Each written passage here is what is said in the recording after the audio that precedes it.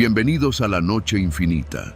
Antes de comenzar, cuéntanos en los comentarios desde dónde nos escuchas y qué temáticas te gustaría que exploremos en el futuro. Leemos cada mensaje con atención y siempre tomamos en cuenta sus sugerencias para los próximos relatos. Sin nada más que decir, comencemos. Vivo en la colonia Portales Sur, en la Ciudad de México. Es un barrio tranquilo, con calles arboladas, tienditas de siempre, papelerías con letreros escritos a mano y panaderías que aún huelen a mantequilla al pasar. Toda mi vida he vivido aquí y hasta hace poco no había tenido motivos para desconfiar del parque que tengo a 3 cuadras. El Parque de los Venados. Un lugar con bancas grafiteadas, pistas de trote, puestos de comida callejera y señores jugando dominó en la tarde. Un sitio que parecía inofensivo. Parecía. Todo empezó hace unos meses. Había perdido el trabajo y con el estrés encima empecé a salir a caminar en las tardes para despejar la cabeza. Siempre pasaba por un puesto que olía delicioso. Un carrito metálico, viejo, adornado con una lona amarilla que apenas decía churros rellenos, con letras ya desgastadas. El hombre detrás del puesto era delgado, moreno, con un mandil negro amarrado a la cintura y una gorra de béisbol deslavada. No hablaba mucho, pero sonreía con los ojos. Lo raro es que nunca lo vi instalarse. Siempre ya estaba ahí, como si apareciera de la nada. La primera vez que le compré, le pedí uno de cajeta. Me dijo, «Nomás espérame tantito, joven», y se volteó, sacó el churro recién hecho y con un movimiento hábil sacó una jeringa metálica de uno de los bolsillos del mandil. No era una jeringa cualquiera, era grande, pesada, como de esas que usan en carnicerías para inyectar marinados. Lo vi meter la punta en el churro y apretar con calma. El relleno se asomó por una grieta en el costado, me lo dio en una servilleta doblada y me dijo, «Está calientito». Y sí, estaba calientito y delicioso. Tal vez el mejor churro que he probado en mi vida. Crujiente, con azúcar pegada como cristalitos y el relleno, espeso, dulce, con un sabor que no podía identificar. No sabía a cajeta, pero estaba tan bueno que no pregunté. Regresé al día siguiente, y al otro, y al otro. En una semana ya me conocía. Me saludaba con la cabeza y antes de que hablara ya estaba inyectando un churro. Le decía que era cajeta, pero cada día sabía distinto. Algunas veces tenía un sabor como de nuez, otras más agrio, otras con un dejo metálico. Aún así, los seguía comiendo. Había algo adictivo en ellos, como si una vez que mordías uno, no quisieras parar hasta el último bocado. Un día, le pregunté qué era lo que usaba. Se detuvo en seco. Me miró con la misma sonrisa de siempre, pero sus ojos no se rieron. «Receta de familia», dijo, y volvió a lo suyo. Esa tarde, algo cambió. Me fui con el sabor pegado en el paladar, pero sentía el estómago revuelto. En la madrugada, desperté sudando. Tuve un sueño extraño, en el que veía a un perro atropellado en la calle y alguien sacaba algo de su interior con una jeringa igual a la del churrero. A la mañana siguiente, no comí nada. Y esa fue la primera vez que decidí no volver. Pero algo me jalaba de regreso, como si el parque se hubiera vuelto un imán. Caminaba por otra calle y de alguna forma terminaba allí. Al lado del carrito, el hombre del mandil y su maldita jeringa. Una tarde lluviosa, el parque estaba casi vacío. Solo él, su carrito y yo. Me acerqué sin pensar, como un zombi. «Hoy traigo de frambuesa», me dijo. Me lo entregó. Lo acepté. Mordí. El sabor no era frambuesa, era salado, denso, como si hubiera sangre seca mezclada con algo más. No dije nada. Solo me fui a casa, con el estómago apretado. Esa noche, vomité. Lo que salió era negro, negrísimo, como petróleo. Pasaron los días y empecé a notar cosas. El puesto no tenía gas, no había tanques. Sin embargo, los churros siempre estaban calientes, recién hechos. No había frascos de relleno, ni bolsas, ni ingredientes. Nada. Solo el carrito y la jeringa que metía en el bolsillo con cada uso. Empecé a preguntar por él en el barrio. Nadie sabía su nombre. Algunos vecinos decían que lo habían visto desde hace años. Otros decían que solo apareció hace poco. Las versiones no coincidían. Fui al parque una mañana a buscarlo, pero no estaba. Solo aparece por las tardes. Una señora que vende elotes me dijo algo que se me quedó clavado. A ese señor nadie le compra, más que tú. Me reí. Creí que era una broma. No, en serio, insistió. Llevo 5 años aquí. Nadie le compra. Siempre está solito. Pensé que era una locura. ¿Cómo iba a ser eso cierto si yo lo veía atender a otras personas? Pero empecé a fijarme, a observar. Me quedaba sentado en una banca, fingiendo estar en el celular. Y sí, pasaban familias, parejas, corredores, y nadie se detenía, nadie le hablaba, nadie volteaba a verlo, solo yo. Una tarde me armé de valor. Le dije que quería saber qué usaba. ¿De qué están rellenos?, pregunté. Su cara se tensó. Por primera vez, no sonrió. ¿Seguro que quieres saber?, me dijo. Asentí. Entonces abrió un compartimento al costado del carrito. De ahí sacó un frasco de cristal, de esos de mayonesa. Estaba cubierto con una toalla oscura. Lo destapó y acercó la jeringa. La sumergió. Lo que extrajo era espeso, de un rojo apagado, como si fuera sangre coagulada. Esto viene de muy lejos, dijo. Me quedé paralizado. ¿Le ofrezco uno?, insistió. Negué con la cabeza y retrocedí. No dormí esa noche. Al día siguiente fui con un amigo que trabaja en sanidad. Le conté lo básico y le dije que debía ayudarme a investigar. No me creyó, pero me acompañó al parque con un frasco limpio. Esa tarde le pedí un churro y mientras lo inyectaba, fingí distraerlo. Mi amigo tomó una muestra del contenido de la jeringa usando una pipeta estéril. Lo llevamos a analizar. 4 días después, me llamó a las 3 de la madrugada. ¿Qué chingados me diste? ¿Qué tenía?, pregunté. Hay tejido humano, hemoglobina, trazas de colágeno y algo que parece cartílago disuelto. Esto no es cajeta, esto es alguien. Colgué. Fui al parque al día siguiente. No había carrito, ni churrero. Nadie lo había visto desde hacía días. Pregunté en los negocios de la zona. Nada. Desapareció. Pero por las noches aún sueño con la jeringa y con los sabores, porque aunque sé lo que eran, en el fondo, aún tengo antojo. Y eso es lo más jodido. No saber si ya me volví como él, o si solo me falta una mordida más.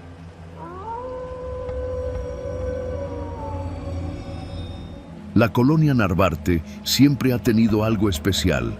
Calles tranquilas, arboladas, con ese aire entre lo viejo y lo moderno que solo ciertos barrios de la Ciudad de México conservan. Ese sábado por la tarde salimos a caminar con la intención de no cocinar. Estaba fresco, el cielo ligeramente nublado y la decisión fue unánime: tacos callejeros. Mis papás, mi hermana menor y yo terminamos frente a una carpa color rojo deslavado con una pancarta blanca escrita a mano que decía: Tacos El Güero, los originales.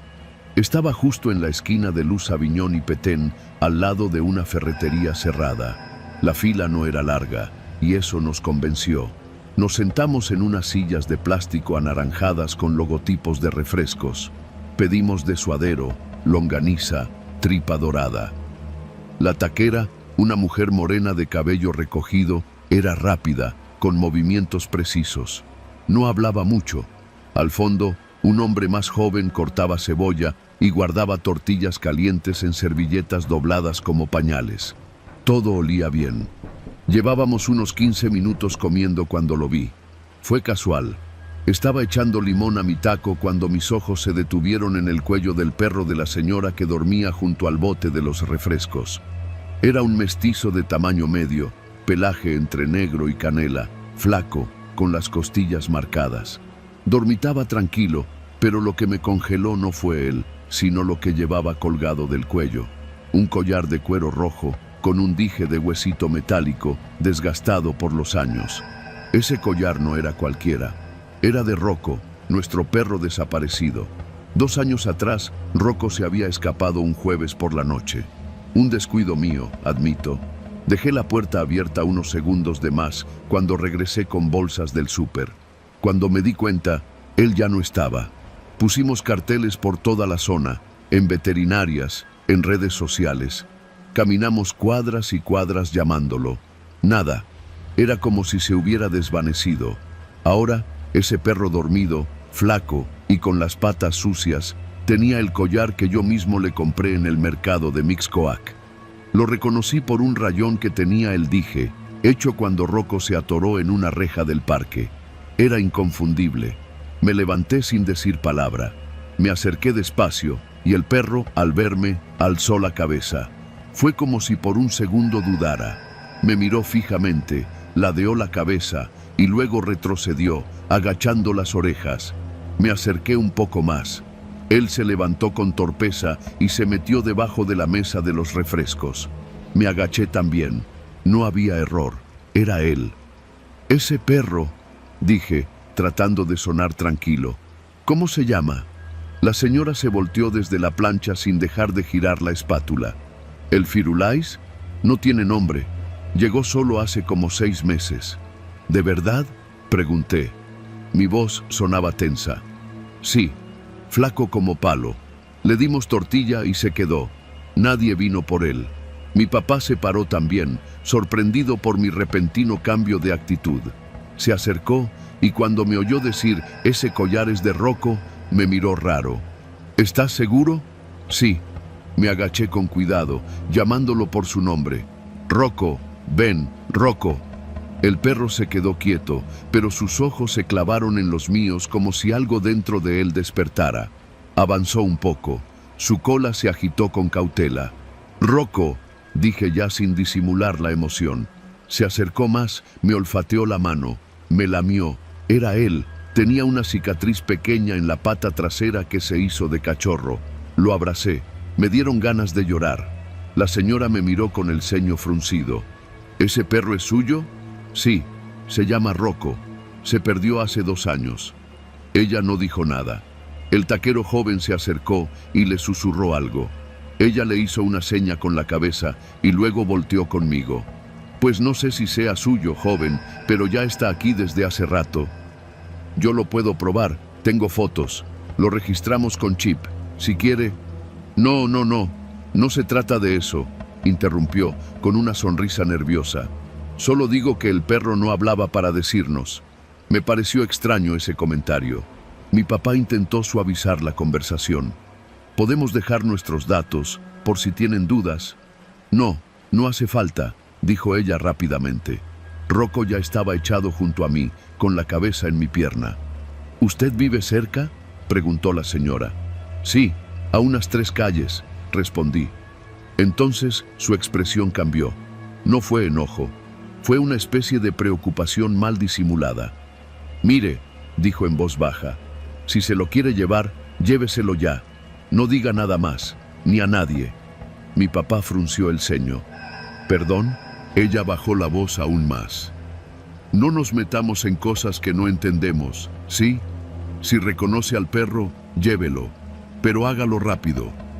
Me puse de pie, con Rocco pegado a la pierna.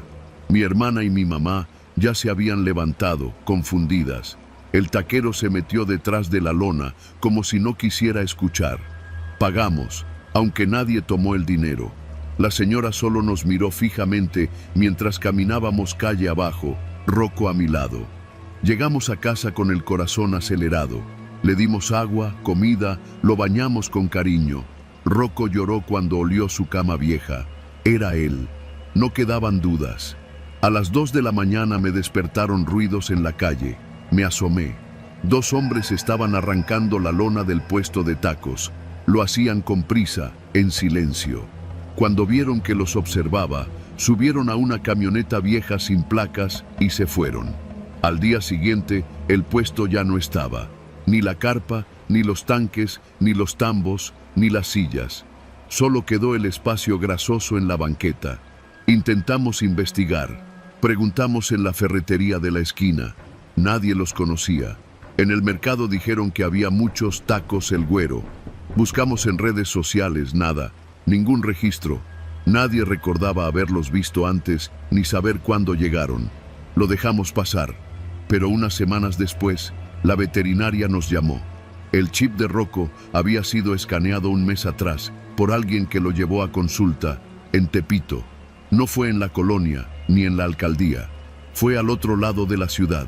Ese alguien lo registró como perro rescatado, pero no dejó más datos que un nombre genérico: Jorge Pérez. El teléfono no existía, la dirección era falsa. Rocco sigue con nosotros, come bien, duerme mejor, volvió a ser el mismo.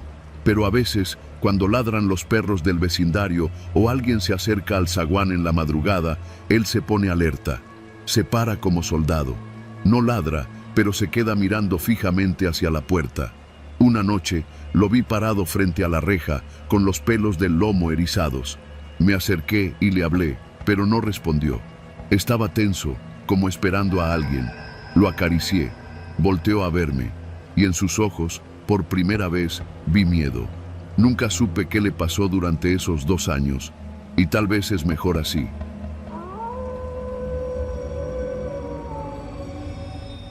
Trabajo en un pequeño puesto de tacos de cabeza en la colonia obrera, en la Ciudad de México. No es gran cosa, una estructura improvisada con lonas amarradas con mecates a los postes de luz, una mesa de acero inoxidable con 3 charolas siempre humeantes y un par de bancos cojos para los clientes que no tienen prisa. Llevo ahí más de 5 años. La gente me conoce. Algunos me llaman el cabeza, otros simplemente el taquero. El puesto no es mío, es de Don Chuy, un tipo ya grande, de esos que siempre están sudando aunque haga frío. Él no viene mucho, solo llega temprano a cobrar o a dejarme la cuenta del gas. La carne, sin embargo, nunca la trae él. Siempre llega en una camioneta vieja, sin placas, que aparece puntualmente cada madrugada, justo cuando el cielo comienza a aclararse y las calles aún huelen a orines de borracho y a pan recién horneado. La primera vez que vi esa camioneta no me pareció rara. En este negocio uno se acostumbra a ver cosas feas. Camionetas sin placas, hombres con la cara tapada, bolsas negras que se mueven solas. Pero esta camioneta tenía algo distinto. Estaba completamente cubierta por lonas verdes, manchadas de quién sabe qué. Una de esas lonas tenía incluso un hoyo en la esquina, y a través de ese hoyo vi una vez lo que parecían ser cajas de plástico, apiladas unas sobre otras, como las que usan en los rastros. La camioneta siempre se estacionaba al final de la cuadra, justo junto a un lote baldío que sirve de basurero. De ahí bajaban 2 hombres, uno flaco y moreno, el otro gordo y pálido. Nunca decían una palabra. Yo los saludaba, pero solo me respondían con una mirada seca. No era miedo lo que me daban, pero sí respeto. De ese que te hace no preguntar nada. Siempre traían la carne en bolsas negras. 3 o 4 bolsas por día. Las dejaban junto al tanque de gas, se subían a la camioneta y se largaban. No hablaban, no comían, no aceptaban ni un café. Yo pensaba que eran del rastro o de alguna carnicería clandestina, y la verdad, mientras el negocio caminara y los clientes no se quejaran, prefería no saber más. Pero hace poco algo cambió. Una noche me tocó quedarme más tarde de lo normal. Estaba esperando a que doña Rebeca, la señora del pan, viniera por su encargo de tacos para el hospital donde trabaja. La señora se atrasó casi 1 hora y cuando por fin vino, ya eran casi las 3 de la mañana. Justo cuando se fue, escuché el motor de la camioneta. Me pareció raro. Esa camioneta siempre llegaba de madrugada, pero nunca tan temprano. Me escondí tras la lona del puesto con la excusa de revisar el tanque. Desde ahí los vi. Esa noche, los 2 tipos no bajaron las bolsas como siempre. En lugar de eso, abrieron las puertas traseras por completo. Uno de ellos sacó una caja grande, blanca, de esas de unicel, con manchas oscuras en los costados. El otro abrió una hielera roja, y lo que vi adentro me quitó el hambre por varios días. No era carne común, no eran vísceras ni huesos. Era otra cosa, algo más humano. Pensé que estaba alucinando. Me limpié los ojos, traté de mirar mejor. Uno de ellos levantó un objeto con ambas manos. Era una cabeza, no de res, de hombre, pelona, con un tatuaje visible en la nuca. La metió en una bolsa negra como si fuera cualquier cosa. Luego sacaron otra. Estuve a punto de gritar, pero algo dentro de mí me dijo que me callara. Me quedé inmóvil, respirando lo menos posible, sintiendo cómo el sudor me bajaba por la espalda como si alguien me estuviera vaciando un vaso de agua helada. Cuando terminaron, cerraron las puertas y se fueron, sin mirar hacia donde yo estaba. No dormí esa noche, ni las siguientes. Quise hablar con Don Chuy, preguntarle de dónde venía la carne, pero cuando fui a buscarlo, su casa estaba vacía. La portera me dijo que no lo veía desde hacía varios días. Me dejó un recado que decía: sigue atendiendo el puesto, todo está pagado, no preguntes nada. Volví al puesto al día siguiente, con náuseas desde que vi la hielera roja. No quería tocar la carne. Pensé en tirarla toda, en irme, en cerrar el puesto para siempre. Pero cuando llegaron los primeros clientes y empezaron a pedir sus tacos con la alegría de siempre, algo dentro de mí se rompió. Me volví parte del engranaje, de ese mecanismo sucio que hace girar las cosas sin que nadie vea lo que hay detrás. Pasaron los días. La camioneta seguía llegando. Yo dejé de mirar. Solo recibía las bolsas, las echaba en la hielera del puesto y me ponía a calentar tortillas. Pero hace 4 noches, uno de los clientes me dijo algo que me hizo temblar. «Oye, mano», me dijo mientras masticaba, «esta carne está bien rara, ¿no?» «¿Rara cómo?» «No sé, tiene otro sabor, como más dulce, y no suelta tanta grasa. Pero está buena, ¿eh? No más digo, esa noche no pude dormir. Me la pasé buscando en internet cosas que no debería haber buscado. Vi foros, artículos, videos escondidos. Leí sobre carnicerías ilegales, sobre tráfico de órganos, sobre desapariciones cerca de la colonia.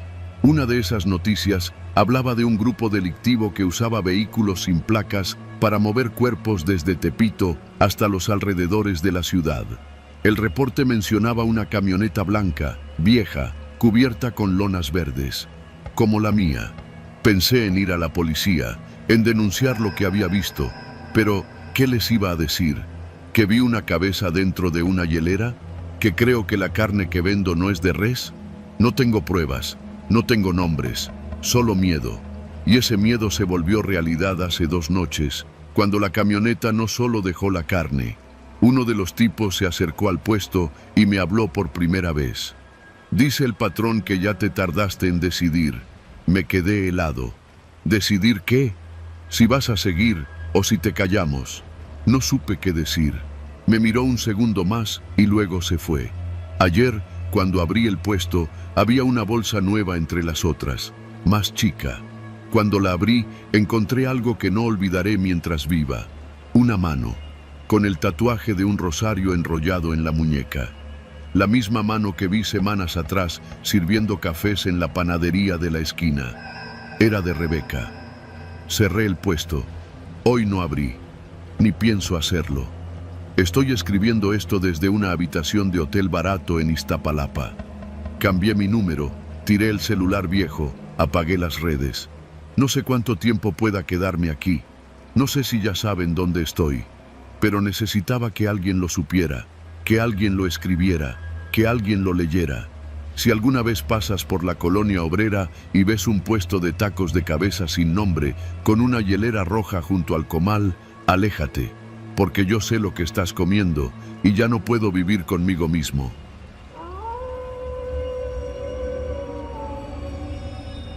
Mi nombre es Elías, tengo 38 años y trabajo como agente de ventas para una empresa de consumo. Recorro varias rutas del centro de la Ciudad de México, ofreciendo promociones a pequeñas misceláneas, tianguis y changarros. El trabajo me tiene todo el día en la calle y muchas veces también en las noches. Es duro, pero no me quejo. Conozco barrios que ni en los mapas aparecen y he aprendido a leer la calle como si fuera un libro viejo. Todo comenzó en noviembre del año pasado, cuando el clima empezó a cambiar. Ya sabes, ese frío seco que baja por las avenidas y te cala hasta los huesos. Una noche, después de haber cerrado un trato en la colonia Doctores, Se me hizo tarde. Eran casi las 10, y mientras caminaba hacia la estación del metro Niños Héroes, me topé con un pequeño puesto de buñuelos. El aroma era imposible de ignorar. Dulce, cálido, con ese toque de canela que te remonta a las ferias de pueblo. El puesto era sencillo, como cualquier otro. Una carpa color vino, un comal grande, la olla de aceite humeando y una pequeña mesa con papel de estraza y azúcar. La señora que atendía tenía la piel arrugada, el cabello recogido en un chongo blanco y una sonrisa constante, como pegada con engrudo. ¿Va a querer, joven?, me dijo con una voz suave, casi como susurrando. Asentí. No tenía hambre, pero había algo en ese lugar que me atrajo sin saber por qué. Uno, por favor. Me preparó un buñuelo grande, crujiente, recién salido del aceite. Mientras me lo daba, noté algo raro detrás de la lona que cubría la parte trasera del puesto. Una figura. Primero pensé que era otro ayudante, tal vez su nieto. Pero cuando me fijé mejor, vi un par de pies descalzos, sucios, y una cadena gruesa que le rodeaba el tobillo izquierdo. Quise preguntar, pero la señora me extendió el buñuelo y me sonrió aún más. Disfrútelo, mi hijo los hace con cariño. La frase me cayó pesada. Mi hijo. Sentí un escalofrío raro, no el típico del frío nocturno, sino de esos que te dejan inmóvil por dentro. Le di un bocado al buñuelo. Estaba perfecto, pero no pude disfrutarlo. Miré de nuevo hacia la lona. Nada, solo sombra y un leve movimiento. ¿Todo bien?, preguntó la señora, aún sonriendo, como si supiera lo que había visto. Pagué, le agradecí y seguí mi camino. Pero esa imagen se quedó conmigo. Regresé al mismo sitio una semana después. Era jueves, y aunque intenté convencerme de que solo tenía curiosidad gastronómica, sabía que no era por los buñuelos. La señora seguía ahí como si no se hubiera movido en todos esos días. Su sonrisa era idéntica, inmóvil, como calcada. «Uno con azúcar y canela, por favor», le dije, tratando de sonar casual. «Claro que sí, joven. ¿Lo quiere para llevar?» «Para comer aquí». Me lo entregó y comencé a comerlo ahí mismo, fingiendo estar más interesado de lo que estaba. Busqué con disimulo, y detrás de la lona vi lo mismo. Un bulto humano encorvado, inmóvil. De nuevo, pies descalzos y una cadena. Esta vez, esperé a que no hubiera más clientes y me acerqué un poco más. Mi estómago ya no podía más. ¿Ese es su hijo? La señora no dejó de sonreír. Sí, está malito. No puede estar entre la gente, pero me ayuda, me apoya desde ahí. ¿Qué tiene? No le gusta la ciudad, respondió, como si eso fuera una enfermedad. Algo se encendió en mi cabeza. En mi vida he visto de todo: changarros que venden mercancía robada, puestos disfrazados de tráfico de drogas, incluso a una señora que vendía atoles adulterados con medicamentos. Pero esto era otra cosa. Le sonreí, dije gracias y me fui, pero ya no pude dormir esa noche. Al día siguiente, comencé a hacer preguntas. Hablé con un colega que cubre la zona desde hace años. Le pregunté si conocía a la señora de los buñuelos. ¿La de la sonrisa tiesa? ¿La que se pone en la esquina de Dr. Bertiz y Niños Héroes? Esa misma. Dicen que lleva años ahí, que no envejece, pero eso debe ser chisme. Lo que sí te puedo decir es que nadie ha visto nunca a su hijo fuera de ese puesto. ¿Y qué se dice de él? Mi colega se encogió de hombros. Nada claro.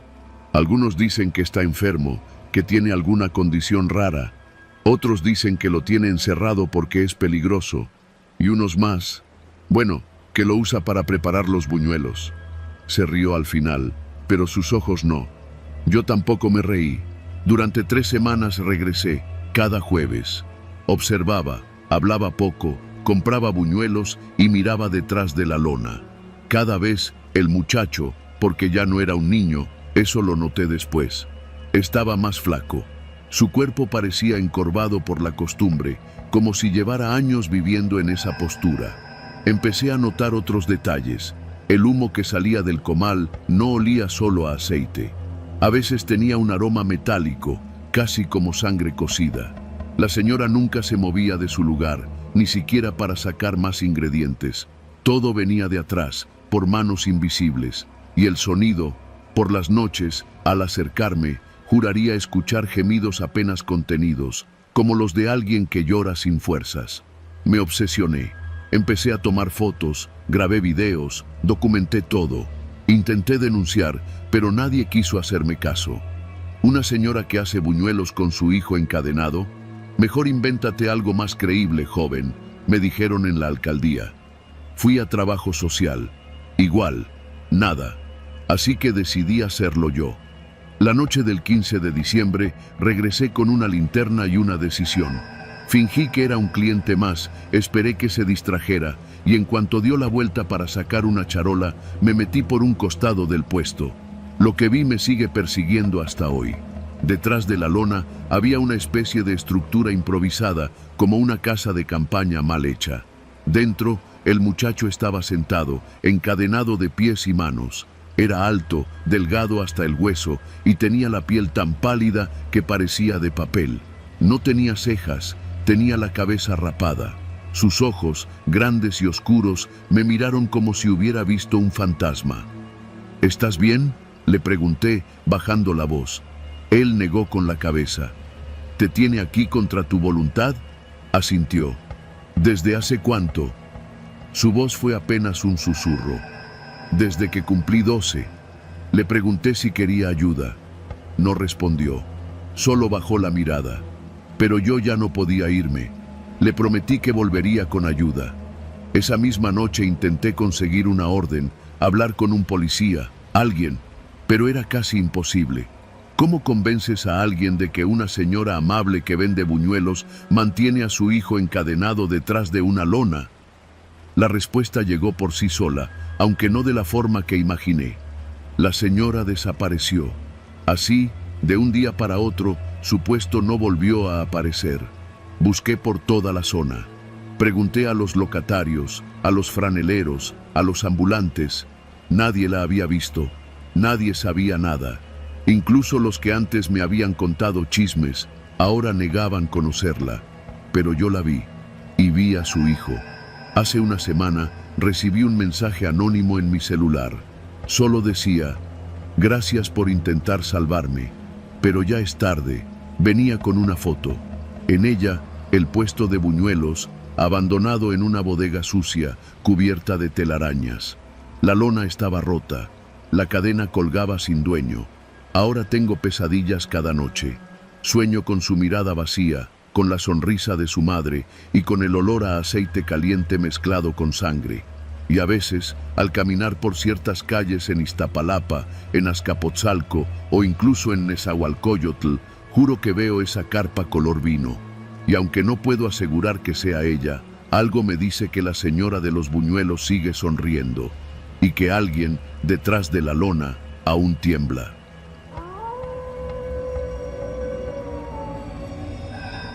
Mi nombre es Germán, y si alguien me hubiera dicho hace un año que terminaría denunciando a un vendedor de raspados, me hubiera reído en su cara. Pero eso fue antes de lo que viví aquel verano en la colonia Doctores, en la Ciudad de México.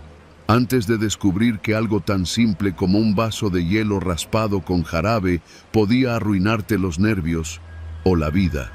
Todo comenzó el último fin de semana de julio, cuando el calor se sentía como un castigo. Yo trabajaba en un taller mecánico sobre Dr. Vertis, entre Niños Héroes y Dr. Erazo. El trabajo era rudo, pero bien pagado, y la rutina ya no me pesaba. A eso de las 3 de la tarde, cuando el sol pegaba más duro, el raspadero se estacionaba en la banqueta de enfrente, siempre en el mismo lugar, bajo un árbol seco, junto a un poste grafiteado que apenas sostenía los cables de la luz.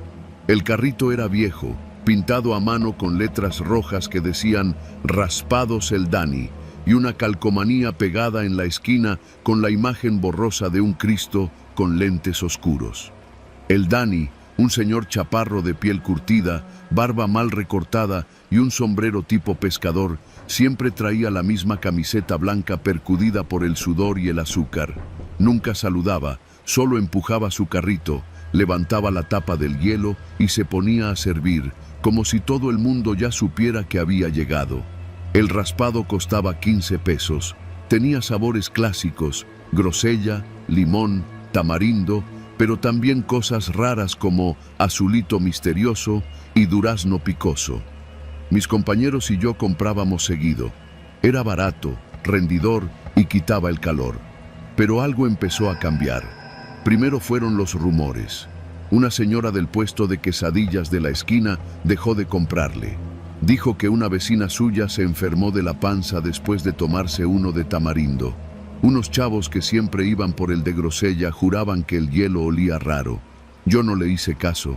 Pensé que era pura exageración. Hasta que un martes por la tarde, mientras revisaba un Jetta con el cofre levantado, vi algo que me dejó inquieto.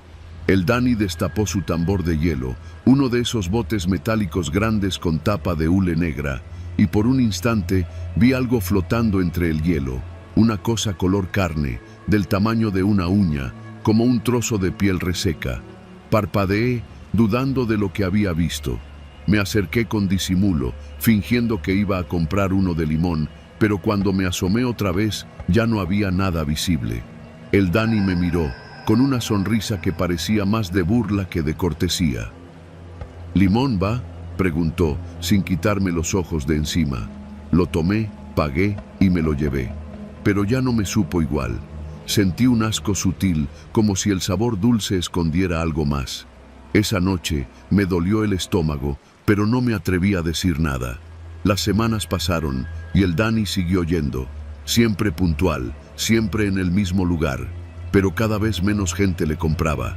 Las vecinas comenzaban a murmurar entre ellas, algunos papás ya no dejaban a sus hijos acercarse. Incluso un poli de tránsito se lo quedó viendo feo un día.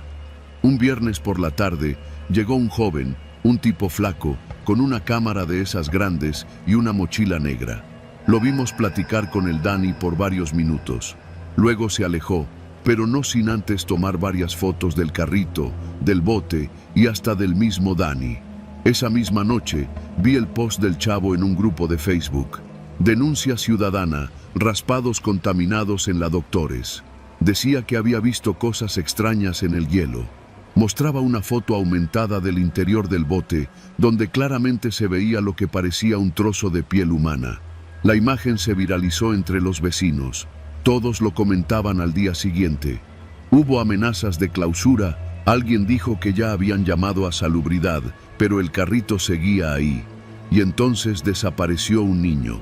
Se llamaba Beto, tenía 7 años. Vivía a 2 cuadras del taller. Su mamá lo dejó bajar por un raspado y no volvió. Las cámaras de un edificio viejo lo captaron cruzando la calle, caminando hacia el carrito del Dani. Después, nada. El video se cortaba justo cuando Beto llegaba a la banqueta. No se le veía cruzar de regreso. El Dani no apareció al día siguiente, ni al siguiente. Ni las autoridades sabían dónde encontrarlo. Su nombre no estaba en ningún registro. El carrito tampoco tenía placas, ni permisos. Nadie sabía dónde guardaba el hielo, ni dónde lo preparaba. Solo aparecía y desaparecía como si fuera parte del paisaje. Pasó una semana, y en un baldío al fondo de Doctor Barragán, unos albañiles encontraron lo que parecía ser un costal con restos. Estaba cerrado con alambre. Dentro había hielo medio derretido, y entre los pedazos algo que parecía un dedo. Nunca lo confirmaron oficialmente. La policía cerró el área y se hizo de noche. Lo que me rompió fue lo que encontré en el taller 2 días después. Llegué temprano, antes de que los demás abrieran. Afuera, justo frente a la banqueta donde se paraba el Dani, había una bolsa de plástico negro. Pensé que alguien la había dejado con basura, pero al acercarme, vi que adentro había un bote de raspados, uno igualito al suyo. Estaba vacío, pero en el fondo había marcas secas, como de sangre vieja, y pegada en la tapa, una calcomanía del mismo Cristo con lentes oscuros. Llamé a la policía y se lo llevaron. No dijeron nada, no volvieron a dar seguimiento. El carrito del Dani nunca volvió a aparecer, pero cada tanto, algún vecino dice que lo ha visto por otras colonias, en la Buenos Aires, en la Narvarte, en Portales. Nunca más de una vez. Siempre bajo un árbol seco. Siempre a las 3 de la tarde. Y siempre con el mismo sombrero, la misma cara seca y ese hielo que huele raro. Yo dejé el taller hace meses. Me mudé al estado. Pero cuando paso por alguna calle y veo un raspado ambulante, no puedo evitar pensar en ese bote viejo y lo que flotaba en su interior. Porque el verdadero horror no es un monstruo que te ataca en la noche. El horror es que puede ser un raspado en plena luz del día y que nadie, absolutamente nadie, va a hacer nada.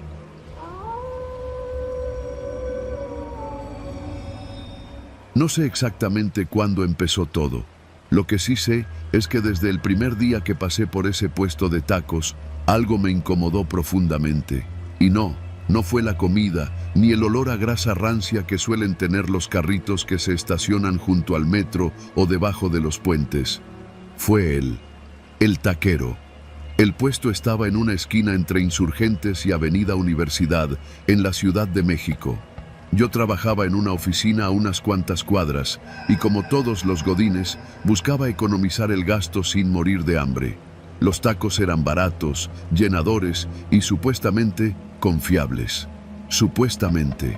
La primera vez que lo vi, me llamó la atención que no había nadie más atendiendo. Un solo hombre, robusto, con delantal blanco manchado de rojo, una gorra que apenas cubría su calva brillante y una mirada. No sabría cómo describirla. Era una mirada pesada, hambrienta, como si, al mirarte, te pesara el alma. Yo pedí 2 de bistec con todo. Me lo sirvió sin decir palabra. No hizo ningún gesto, no sonrió, no asintió, no nada. Solo me observó, directamente a los ojos, como si esperara algo de mí. Le di un billete y el cambio me lo puso en la mano de forma lenta, como si le pesara soltarlo. Luego volvió a mirar la plancha, donde la carne chisporroteaba. Los tacos sabían bien, nada fuera de lo común. Carne con cebolla y cilantro, una salsa verde que ardía como debía. Pero aún así, había algo raro. No en el sabor, sino en la textura. Era como si cada mordida costara más trabajo que la anterior. Como si mi mandíbula se cansara más rápido. Lo atribuía al cansancio del día, a que había dormido mal o a que ya iba con hambre. Pero volví, claro que volví, porque así somos, ¿no? El cuerpo se acostumbra a lo malo, a veces incluso lo desea. Regresé al día siguiente y luego al siguiente, y cada vez el taquero me miraba igual, con esos ojos oscuros, inexpresivos, como si detrás de ellos hubiera una sola intención, un solo pensamiento. Una tarde, después de un día de junta tras junta, llegué al puesto un poco más tarde de lo normal. Eran casi las 9. No había fila. De hecho, el lugar estaba completamente solo. Aún así, la plancha estaba encendida y él estaba ahí, en el mismo lugar, cortando carne con una navaja tan afilada que parecía deslizarse sobre mantequilla. 3 de suadero, le dije. No respondió. Pero ya me había dado cuenta de que nunca respondía.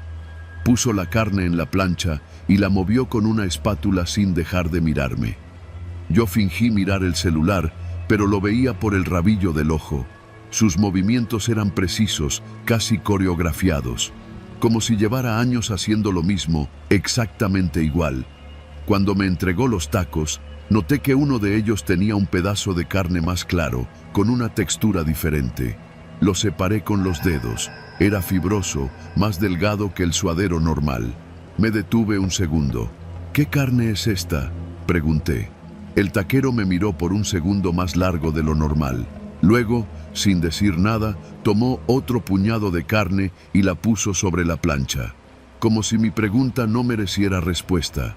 Ese fue el día que debí dejar de ir, pero no lo hice. Empecé a tener sueños raros, no pesadillas, pero sí sueños inquietantes. Soñaba que estaba en un callejón, desnudo, con los brazos amarrados a la espalda, y alguien me arrastraba por el suelo empedrado mientras una voz decía: «Este también se ve blandito, ponlo con los filetes». Me despertaba empapado en sudor. Me costaba respirar. Mi novia me decía que hablaba dormido, que murmuraba nombres, que rechinaba los dientes. Le mentí y le dije que era el estrés. Una tarde lluviosa, me quedé hasta tarde en la oficina. Eran casi las 10 cuando salí. No quería irme directo a casa. Me sentía ansioso, como si tuviera que resolver algo. Terminé caminando por las calles de la colonia, sin rumbo. Fue entonces que lo vi. El taquero. Pero no en su puesto. Estaba en la entrada de una vecindad vieja, esas con portón de hierro y pasillo largo. Estaba empujando una carretilla cubierta con una lona negra. La lluvia caía fuerte, pero él avanzaba sin prisa. Me oculté detrás de un poste. No sé por qué. Había algo en la escena que me daba miedo, que me decía que no debía ser visto. Cuando entró a la vecindad, me acerqué lentamente. La puerta había quedado entreabierta. Desde la calle, alcancé a ver que al fondo había un pequeño patio con un techo de lámina.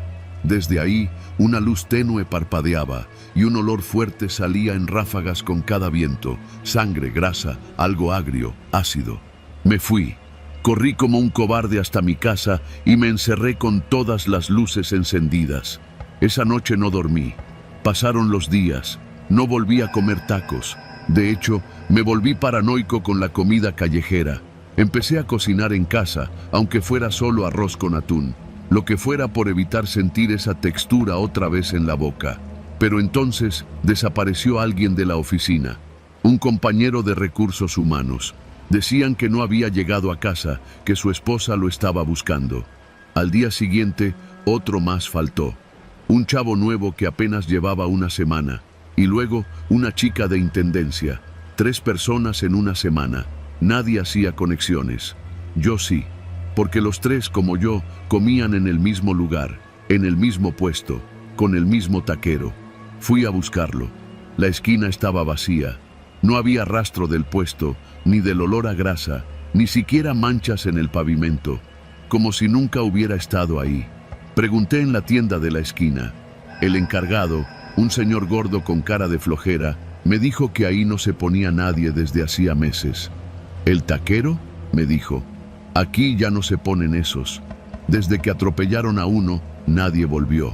¿Atropellaron a uno? Sí, hace como medio año. En la madrugada, lo arrolló un micro que venía sin luces. Dicen que el taquero salió a empujar su carrito y lo arrollaron. Murió al instante. El cuerpo quedó hecho papilla. Y lo más raro fue que nadie encontró el carrito. Solo estaba él, ahí tirado. Me quedé helado.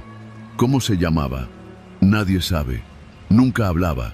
Solo te miraba con unos ojos bien raros, como de muerto de hambre. ¿Sí me entiendes? No respondí. Me alejé caminando, con el estómago hecho un nudo. Esa noche, cuando abrí la puerta de mi departamento, encontré una bolsa blanca en el suelo, justo frente a la entrada. Era de papel encerado, el mismo tipo de bolsa que usaba el taquero. Estaba caliente. No la abrí. La tiré al basurero sin mirar adentro. Desde entonces, todas las noches escucho pasos en la escalera, lentos, constantes. A veces se detienen frente a mi puerta, y juro que puedo oler la carne cocinándose. Todavía no he vuelto a comer tacos, pero sé que un día no voy a poder resistirme, y él lo sabe, porque siempre me miró con hambre en los ojos, como si ya me hubiera medido para la plancha.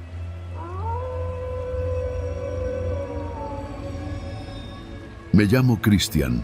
Crecí en una colonia popular del Estado de México, en Valle de Chalco, donde las casas de lámina se mezclan con construcciones de 2 pisos sin terminar, y el polvo parece nunca asentarse. Mi infancia, como la de muchos, fue en la calle, entre partidos de fútbol con balones desinflados y rondas de escondidas detrás de coches viejos.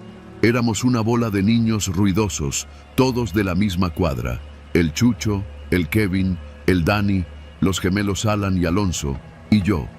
Había una leyenda entre nosotros, una de esas que pasaban de hermano mayor a hermano menor, como advertencia disfrazada de juego.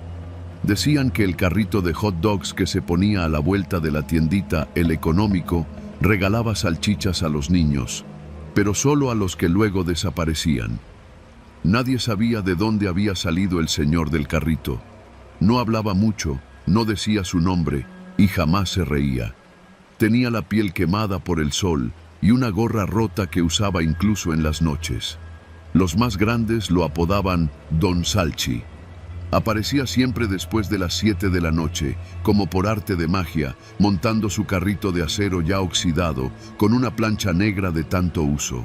Siempre solo, siempre callado. A los niños nos fascinaba verlo hacer su chamba. Su carrito desprendía un olor a grasa vieja mezclado con cebolla dorada que se volvía adictivo. Y lo curioso era que, de vez en cuando, sin explicación, te regalaba una salchicha cocida sola, envuelta en servilleta. No tenías que pedirla, ni tener dinero. Solo te la daba, directo a la mano, con esa mirada suya que no sabía si era de lástima o de advertencia. «Pa' ti, morro, no más pa' ti», decía. Pero había una regla que todos sabíamos. Si aceptabas la salchicha gratis, no regresabas al carrito. No al día siguiente, no nunca. Lo decían como broma, pero todos los niños que aceptaron esa salchicha, eventualmente, desaparecieron. Uno cada año, más o menos. Nadie hablaba del tema después. La gente decía que se habían ido con sus papás a otros estados, que se los había llevado la tía, que estaban con la abuela, pero todos sabíamos que era mentira. La última vez fue con el Alan. Tenía 8 años. Había discutido con su hermano Alonso porque quería ser portero y no delantero. Estaban peleados. Alan se fue solo a la tienda por unas papas y se quedó viendo el carrito. Don Salchi lo miró. Le dio la salchicha. Él la aceptó. Se la comió ahí mismo. Y a los 2 días ya nadie lo volvió a ver. Yo tenía 13 cuando pasó lo de Alan. Fue la última vez que vi a Don Salchi en la cuadra. Después dejó de venir. Nadie supo por qué. Algunos dijeron que la patrulla se lo había llevado por no tener permiso. Otros que se había muerto. Pero a mí me quedó claro que solo había dejado de venir, porque ya había conseguido lo que quería. Años después, ya de adulto, me olvidé del tema. Me salí de la colonia, conseguí trabajo de auxiliar de mantenimiento en una secundaria técnica del centro, renté un cuarto cerca de Iztapalapa y apenas volvía a Valle de Chalco a ver a mi madre en fechas especiales. Perdí contacto con todos, solo supe que el Kevin se metió a robar camiones, el Dani lo balearon y el Chucho se volvió taxista pirata. La vida siguió, como sigue siempre en las colonias donde nadie tiene tiempo para lamentarse mucho. Pero todo cambió una tarde de octubre, justo después de Día de Muertos. Había llevado a mi sobrina al parque cerca de casa. Era un espacio pequeño, con resbaladillas y columpios viejos, pero al menos tenía árboles y bancas. Ya era casi de noche cuando vi el carrito. No podía ser. Era el carrito, oxidado, con la misma forma, el mismo toldo amarillo deslavado. Y detrás, un hombre delgado, con la misma gorra, parado en silencio. ¿Quieres una salchichita?, le oí decir a mi sobrina, que lo miraba con los ojos brillando de emoción. Me levanté de inmediato y la jalé del brazo. El hombre me miró. Era él. Tenía más canas, la piel más arrugada, pero era Don Salchi. Lo reconocí en cuanto me clavó los ojos. Su voz, esa calma que da más miedo que un grito. No hace daño, joven. Es gratis. Pa' la niña. No, gracias, dije seco, y me la llevé. Caminamos sin mirar atrás. Mi corazón retumbaba. No podía creerlo. Esa noche no dormí. Pensé que había sido una coincidencia, que estaba confundido. Pero al día siguiente fui al parque solo, temprano. El carrito no estaba. Pregunté a los vendedores de dulces de la esquina si sabían quién era. Nadie lo conocía. No es de aquí, dijeron. Ha venido 2, 3 veces, no más. Esa misma tarde fui a ver a mi madre. Le pregunté si se acordaba del carrito de hot dogs de cuando éramos niños. Me miró raro. ¿Cuál carrito?, me dijo. Le conté lo de Alan, lo de los otros niños. Me dijo que todo eso eran cosas que inventábamos para asustarnos entre chamacos. Que Alan se fue a vivir a Tlaxcala. Que no me comiera tanto la cabeza. Pero esa noche soñé con Alan. Estaba en la esquina de la tiendita, mordiéndose las uñas, viéndome fijo. Tenía los ojos llorosos, como si supiera que algo estaba mal, pero no pudiera decirlo. Me desperté con una idea metida en el pecho. Tenía que encontrar ese carrito. Pasé los siguientes días preguntando en los parques, en las ferias, en los tianguis. Mostraba una foto vieja del carrito que encontré en un grupo de Facebook de la colonia. Nadie sabía nada, hasta que una señora me dijo que lo había visto en Tláhuac, cerca del Panteón. Fui esa misma tarde. Era domingo. Caminé por las calles húmedas de tanto escurrimiento. El aire olía a tierra mojada y a tamales. Di vuelta en una esquina y ahí estaba, el carrito, solito, bajo un poste de luz, sin nadie más alrededor. Me acerqué despacio. Esta vez me armé de valor. ¿Por qué haces esto?, le pregunté. El hombre me miró, sin sorpresa. No todos los niños tienen para comer. Yo solo les doy lo que piden, pero luego desaparecen. Ellos eligen, uno siempre elige. ¿A dónde se los lleva? No respondió. Solo bajó la mirada hacia su plancha. Colocó una salchicha y la giró lentamente. El aceite burbujeó. El olor me dio un golpe en la memoria. Era el mismo de mi infancia. ¿Y si te denuncio? Se rió, apenas. ¿A quién, joven? No hay delito. Solo doy de comer. Entonces lo vi. En su carrito, pegadas con cinta, había fotos viejas, borrosas, niños. Uno era Alan, otro era el Chucho. Fotos viejas, como de cumpleaños, con fondo de casas de bloc sin pintar. ¿Qué son estas fotos? Los que aceptaron. Mi estómago se revolvió. ¿Por qué yo no? Porque tú no aceptaste, y por eso sigues aquí. Me alejé sin decir nada. Caminé sin mirar atrás, con la certeza de que nunca más volvería a ver ese carrito. Pero ya era tarde. Yo sabía la verdad. Sabía lo que nadie quería admitir. Esa misma semana, un niño de mi calle desapareció. Dicen que fue el papá que se lo llevó. Pero yo vi una foto suya en la escuela, con una servilleta blanca en la mano y una salchicha.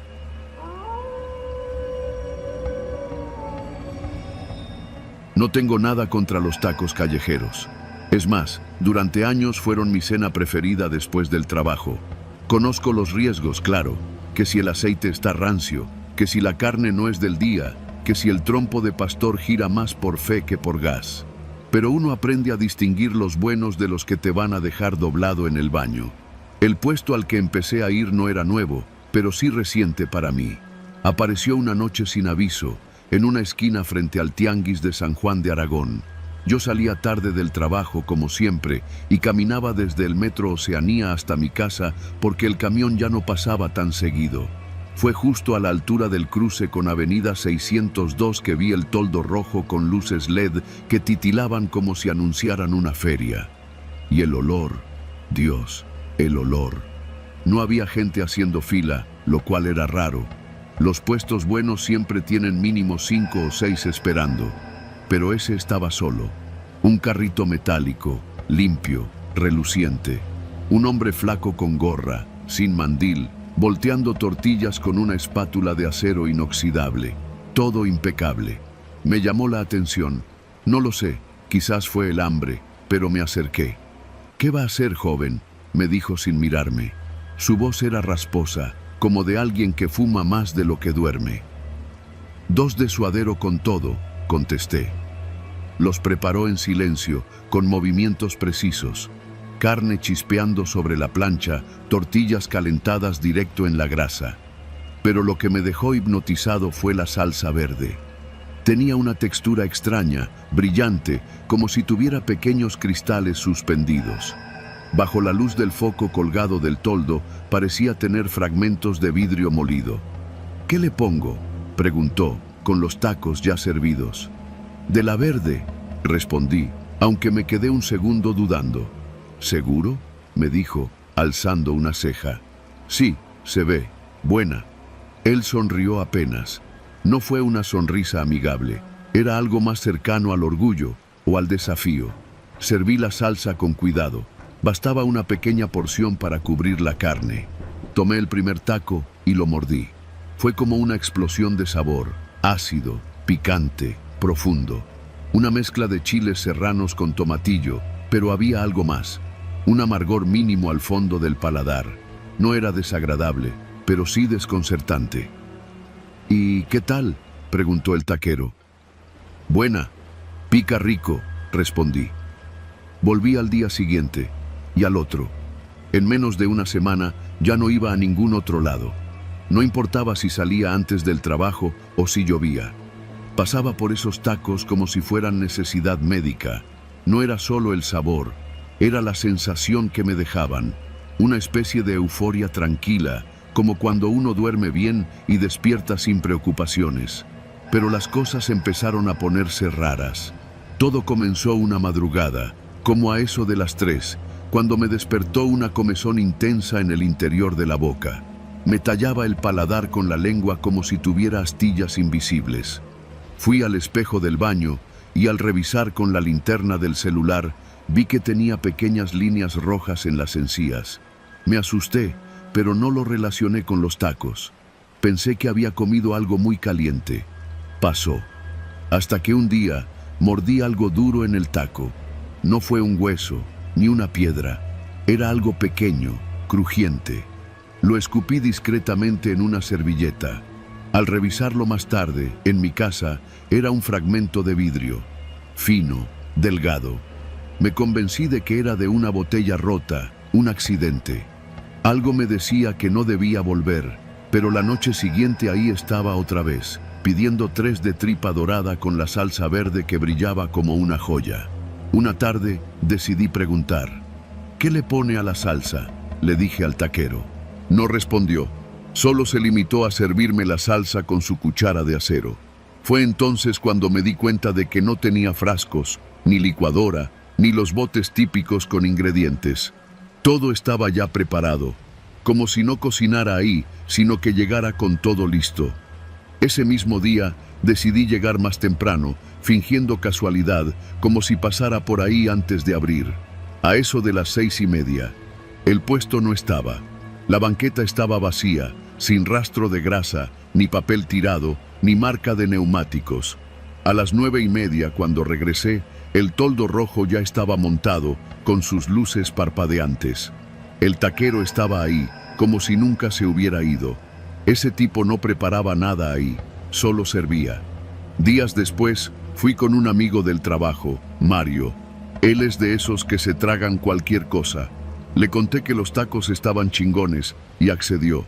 Ordenó 4 de cabeza, le puso de la verde y lo vi dudar igual que yo la primera vez. Parece que brilla, me dijo, oliéndola. Sí, pero está buena, le contesté. Los comió con gusto, pero al día siguiente no fue a trabajar. Mandó mensaje diciendo que estaba vomitando sangre. Lo hospitalizaron por una perforación en el esófago. Yo no dije nada. ¿Qué podía decir? ¿Que probablemente se tragó vidrio molido? La culpa me carcomía, pero no dejaba de pensar en esos tacos, en esa salsa. Una madrugada decidí seguir al taquero. Me escondí entre los árboles del camellón. Apagó su toldo poco después de las 2, limpió la plancha con cuidado y metió todo a una camioneta vieja, sin placas, completamente negra. La manejaba con las luces apagadas, como si conociera de memoria cada bache. La seguí a pie unas cuadras hasta que giró hacia una calle sin salida. Cuando doblé la esquina, ya no estaba. Ni la camioneta, ni el ruido del motor. Nada. Pasaron los días. Dejé de ir. Me costó. Me dolía la cabeza. Soñaba con tacos. Literal. Una noche soñé que masticaba algo crujiente y al despertar tenía sangre en las encías. Me prometí no volver. Pero hace una semana, después de una pelea con mi novia y un día terrible en la chamba, me encontré caminando por inercia. Cuando levanté la vista, ya estaba frente al puesto. El taquero me miraba como si hubiera estado esperándome. ¿3 de lo mismo?, preguntó. Asentí, pero esta vez no le puse salsa. Él frunció el ceño, como decepcionado. Esa noche no soñé nada. Ayer decidí denunciarlo. Fui a la delegación de Gustavo A. Madero, a la unidad de salubridad. Mostré fotos del puesto, expliqué lo del vidrio. Me escucharon, pero me dijeron que no había reportes, que ese lugar no estaba en el registro de comercio ambulante, que ningún puesto tenía permiso en esa esquina. Hoy pasé por ahí a propósito. Ya no estaba. En su lugar Había una mancha negra en el pavimento, como de grasa vieja. Me acerqué por simple impulso. Era una especie de charco seco, pegajoso. Al tocarlo con un palito, noté que tenía pequeñas partículas brillantes. Sigo escupiendo sangre. Y aunque hace días que no como nada con salsa verde, siento algo crujir en mi garganta cada vez que trago saliva. He intentado contarlo todo. Esto es lo más que puedo escribir sin sentir que me vuelvo loco. Pero si alguna vez ves un puesto de tacos donde la salsa verde brille como si tuviera fragmentos de vidrio molido, aléjate. No preguntes, no pruebes, porque hay cosas que no se digieren, ni con limón, ni con tiempo.